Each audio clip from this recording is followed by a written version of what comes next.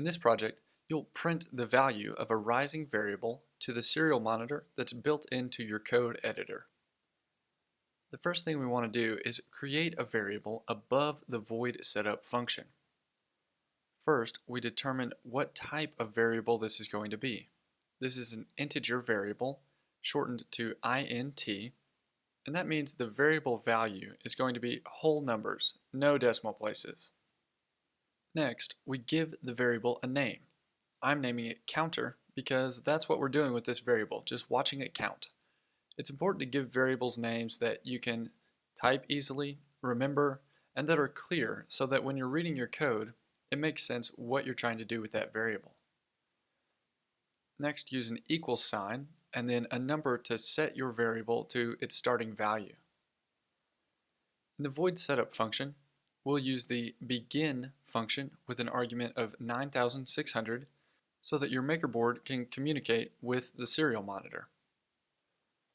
Within the void loop, we're using the serial.println or println function to show data on the serial monitor. In the past, we've put quotation marks and text in here to show a message, but here we actually want to show the value of the variable. So this project's going to give us some insight into how the computer sees this variable. So we put the variable name in here, use a delay function with an argument of 1000 milliseconds or 1 second, so that we'll show the variable value, pause for 1 second, and then use this counter plus plus, and that plus plus is shorthand for counter equals counter plus 1. It increases the value of the variable by 1. Because we're using serial print line, every time the void loop runs, it will show on a new line of the serial monitor. So let's upload our code to MakerBoard,